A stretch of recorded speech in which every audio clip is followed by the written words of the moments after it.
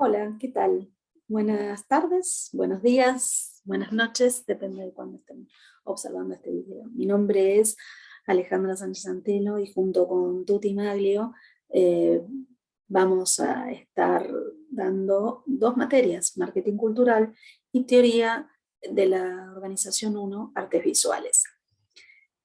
Este pequeñísimo video es, además de para que nos conozcan las caras, particularmente a mí, eh, simplemente para animarlos a leer todo lo que les sugerimos que lean. Es decir, hay una serie de videos que les hemos compartido a través de las Solapasitios, que son de Blog de la Lengua, que es un lingüista español que da tips de una manera sencilla, muy clara y en poco tiempo, de cómo escribir dentro de lo que se llamaría el género académico, que sería la escritura que se hace en el contexto de la academia. Hay muchísimos videos en ese blog, es un blog de YouTube. Les elegimos algunas que nos parecen las que más podrían llegar a utilizar y las que más podrían servirles. Sin embargo, están invitadas a ver todos los que quieran.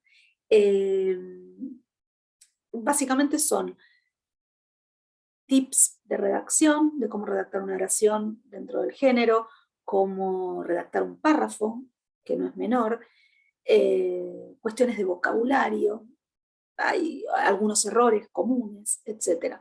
En ese sentido, creemos que les va a servir no solo para nuestras materias, sino también para el resto de aquellas materias que cursan. Nos parece sí importante destacarles que para nosotros la escritura académica, o sea, honrar el género académico es tan importante como las materias. El contenido de las materias es igualmente importante porque se encuentran dentro de un contexto académico. Entonces hay que intentar, así cueste, y acá hay que aclarar, creo que a casi todos nos ha costado a incorporarlo a ese tipo de género y sus reglas, que son convencionales, que no son naturales desde ya, eh, pero que se puede hacer y a partir de algunas cuestiones y sobre todo de práctica y ser consciente a la hora de escribir, se logra, no es imposible.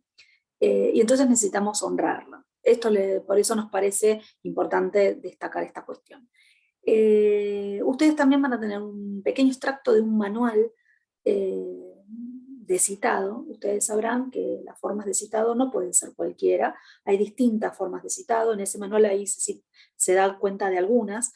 Nosotras elegimos junto con ese extracto de manual que se hizo también en la carrera presencial de Gestión del Arte y la Cultura, la modalidad APA de citado, que es la que más se utiliza en ciencias sociales, y es la verdad que por su simpleza es la más sencilla de aprender. Parece que no, pero es la más sencilla de aprender y de recordar y de incorporar rápidamente como hábito. Pero hay que seguirla, y al principio cuesta y hay que ir fijándose en la página, y cómo era esto, ay, pero que si tiene más de un autor, ay, si es un artículo de una revista, si es un artículo, es un capítulo de un libro, etc. Pero llega un momento que ya no se fijan más, se los puedo asegurar. Entonces les pedimos que lean particularmente ese trabajo, es muy cortito, eh, es un extracto de la modalidad APA, que es de la Asociación Psicoanalítica de Psicología, perdón, americana, que es el que más se usa. El que elegimos es el del 2000, del manual 2010, tiene muchas ediciones el manual, van cambiando algunas cuestiones, y por eso nos importa que lean, porque es tan importante la forma de citar en el género académico, que creemos que merece la pena aprenderlo. Y sobre todo porque no es difícil.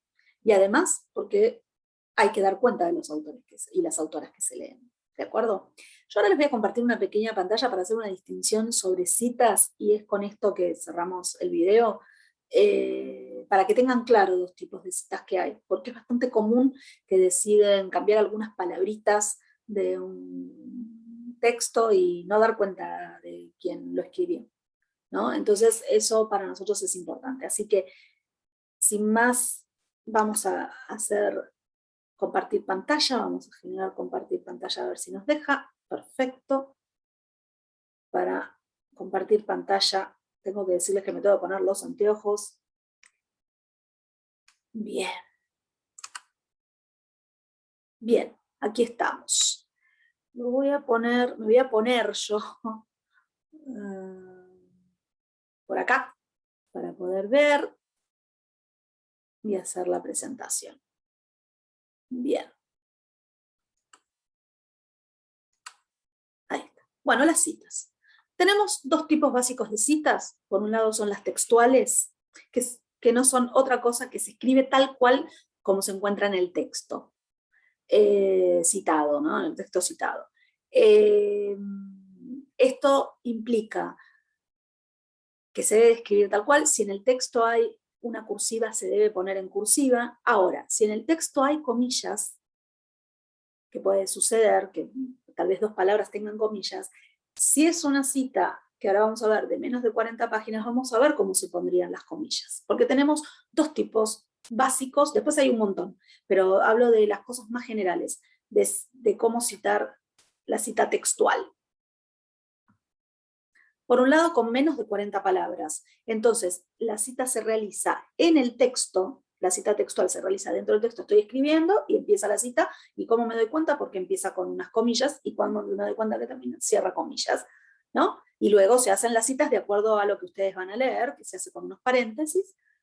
En ese caso, si yo tuviera un texto que además en el original tiene alguna palabra con comillas, las comillas de esa palabra serán comillas simples.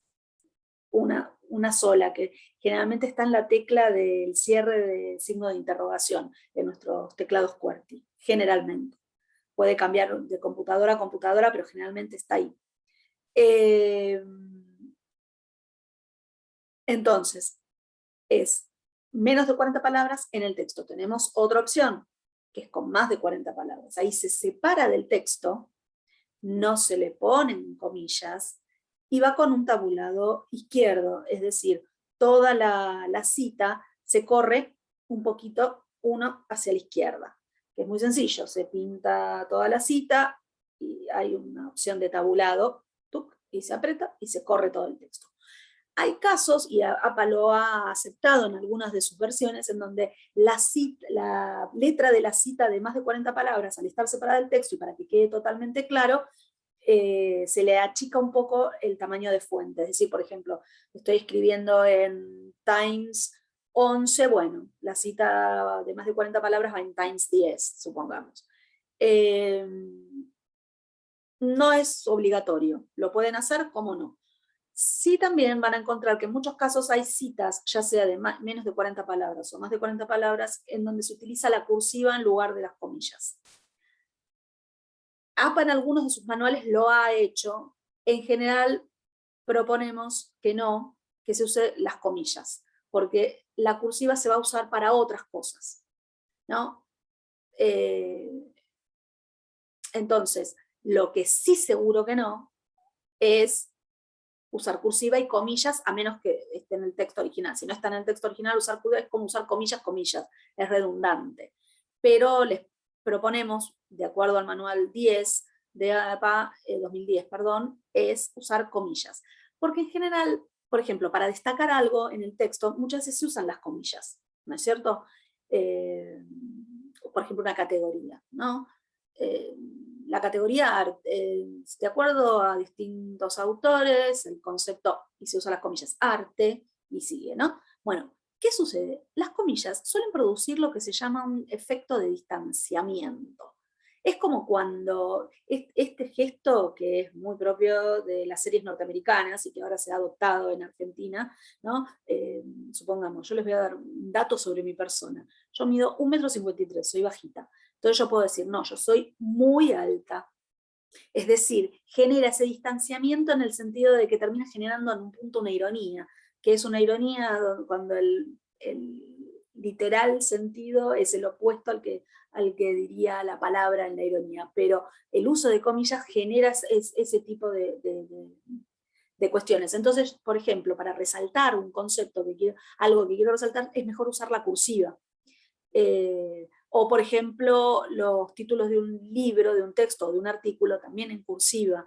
O, por ejemplo, todos los términos, esto es así, todos los términos en otros idiomas, salvo que se hayan castellanizado, van en cursiva, todos.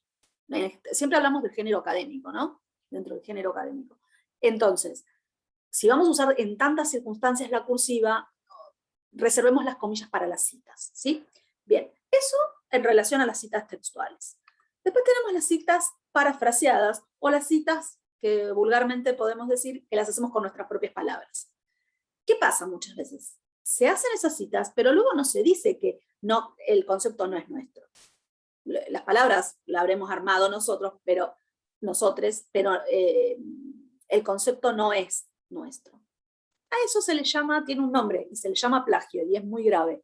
Entonces, por lo tanto, siempre, aunque yo esté parafraseando lo que dice un autor o una autora, siempre tengo que citarlo. Entonces, las citas parafraseadas se cita autoras, autores, pero con las propias palabras de quien escribe. Esto no quiere decir que no realice la cita, ya que de otro modo sería plagio, ¿no? Obviamente. ¿No? Y tiene una forma, de acuerdo a APA, que ustedes van a leer en el extracto del manual, de cómo se cita este tipo de citas, que no dice parafraseadas, pero se van a dar cuenta. Bien, entonces, ahora me quito los anteojos, ya podemos vernos bien. Entonces, tengan en cuenta estas pequeñas cositas, estas pequeñas píldoras, como se usa ahora decir, para el momento de escribir. No solo para nuestras materias, ténganlo en cuenta todo el tiempo. De vuelta, tiene sus problemas, lleva tiempo, a veces causa frustraciones. No es tan fácil al principio, pero una vez que se incorpora, y no se incorpora en 10 años, se incorpora fácilmente, se incorpora rápidamente, se hace casi en automático, prácticamente en automático, con alguna que otra duda. Uy, esta cita cómo era, uy, esto es un término en otro idioma, ¿qué era? Ah, cursiva, y así sucesivamente.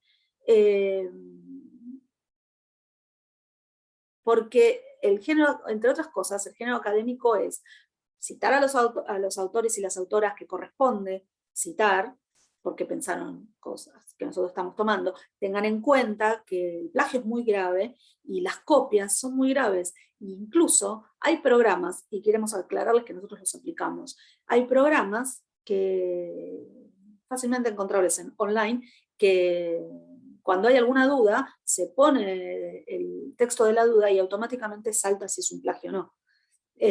Porque es importante no plagiar. De hecho, hay juicios por plagio.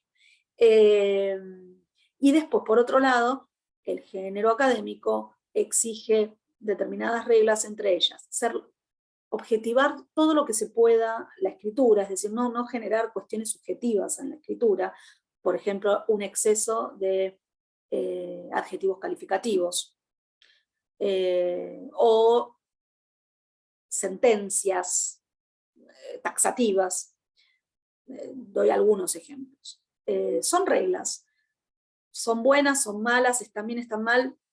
Yo sobre eso no voy a opinar. Sobre lo que sí tengo que decir es que por ahora son las que están en vigencia, y por lo tanto hay que honrarlas. ¿De acuerdo? Bien, nos estaremos viendo a lo largo de la cursada. Espero que este video les haya sido de algún tipo de disparador.